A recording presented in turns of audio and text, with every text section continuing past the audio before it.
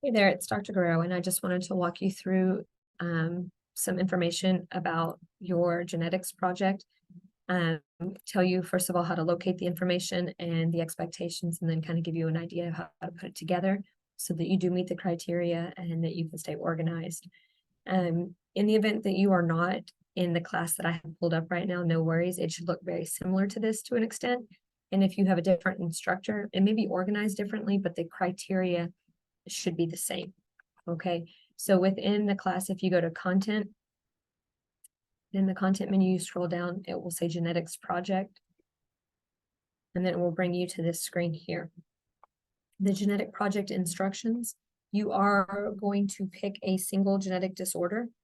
It does have to be genetic, which means it has to be associated with DNA. And you are going to create a PowerPoint. So I will show you how to sign up for that. There is a list of everything that should be included into your presentation, including, of course, the name of your disorder, any other names that disorder goes by, the gene or chromosome that it's linked to, any symptoms or side effects, and you can read through this.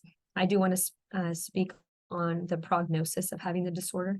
Prognosis means is what does it look like for somebody who has this disorder? Like, what are there going to be mental impairments, physical impairments? Is it going to last for a long time? Will they outgrow it? Will they die sooner as a result of it? Will they live a perfectly normal life? Also, for treatments and cures, there is no cure for a genetic disorder because it's in your DNA. So we talk about treatments or therapies that these individuals can be subjected to in order to increase their prognosis. Or give them a more favorable prognosis. Increased prognosis is not correct. You are going to include images, but your images should all be meaningful. They should not be random clip arts.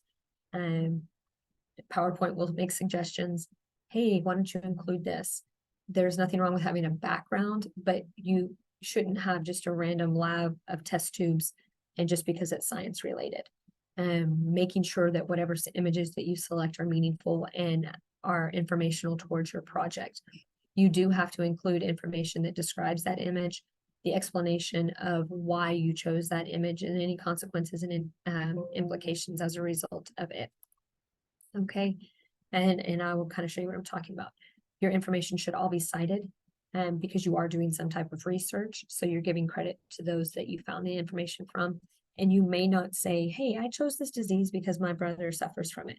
There's no first person included in this. Okay, it's all third person.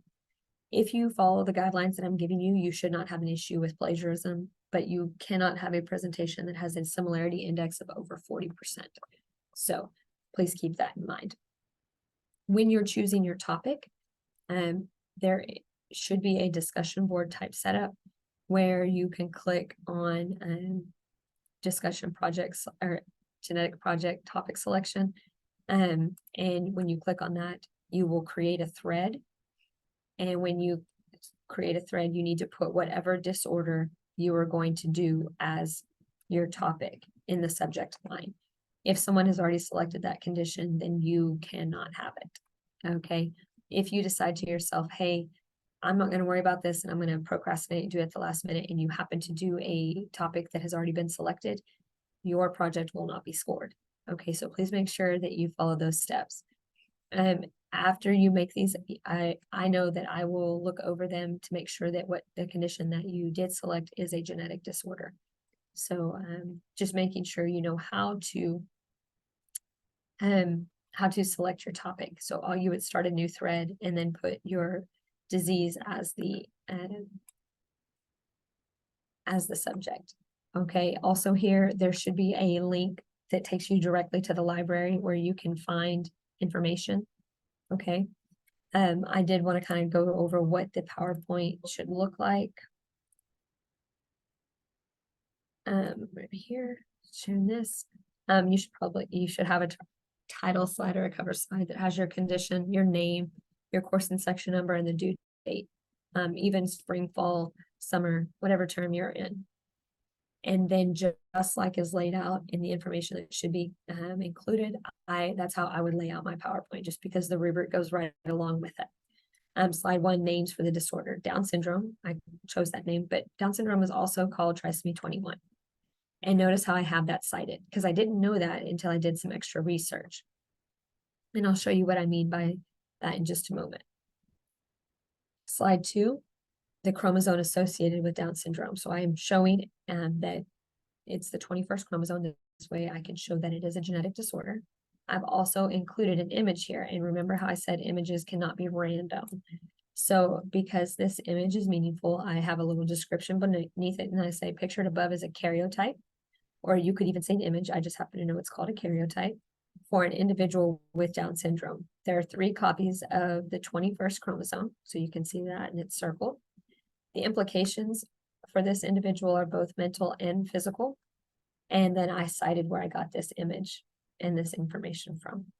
Okay, so you cannot have it if you keep everything short and sweet to the point, based on what you understand. That's what we call paraphrasing. So you read it, you research it, you read it, and then you put it in your own words, you cite it. You shouldn't have a high plagiarism index. Okay, and you continue to include the information for the presentation as you build it. You can have different color backgrounds, that's totally fine. Make sure that your fonts all match. So like when you start to copy and paste stuff, especially like the citations, the fonts will change and the size will change. You need to make sure you proofread it, because that's part of presentation, that everything looks uniform and is neat. All right. The last thing I want to show you is how I go about citing things. So within the library, you can find multiple resources. Like, for example, this is where I found other names for Down syndrome. And so in order to cite it, I took this website, so this URL, and then I will type in CiteFast. Wait, let me make sure, sorry. Yeah, you can see what I said, sorry, just making sure. Citefast.com is what I use. You can use whatever citation generator you would like. And I just enter that URL here because it's a web page, and it says, are these things correct? And I can fact check that. Here for documents, the only thing that should be capitalized is a proper noun. So this is a name of disease, so Down syndrome. Centers for Disease Control, that can all be capitalized, but notice how it reminds you, look for sentence case. Okay, also includes that. Okay, this looks good to me. If I need to change the date, or if I know that there's a different author, then I can change that as well. So it says here, facts about Down syndrome. It says that date and Centers of Disease Control. When I click this right here in text, this tells me this is what I should include if it's within my presentation. That's what we call an in-text citation. Once I'm finished with all of my research and I have all of my different websites that I've used, or my resources, papers, books, whatever it was, I can tell it to export it to Word, and it will give me a whole reference list that I can copy and paste into the end of my presentation on a reference slide. Okay, and it's already in APA format, because all of this must be in APA format. The only other thing I can think of is to make sure you reach out in advance for questions. Go ahead and reserve your topic pretty quickly. Also, if there's anything that's confusing or you're having trouble finding that disorder, change it. Just make sure the disorder that you're picking hasn't been selected yet. Oh, submitting this. Let me show you how to turn it in. So when you're back for genetics projects, then when you turn it in, you will click here to upload your PowerPoint. Okay, it will run it through a plagiarism checker to make sure that it has not been copy and pasted. It will give a score back. That score must be lower than 40%. So if you keep everything in your own words and maybe spend, 45 minutes to an hour on it 3 or 4 times, you'll be just fine. I can't think of anything else, but please don't hesitate to reach out if you have any questions. I appreciate your time, and I hope that you do well.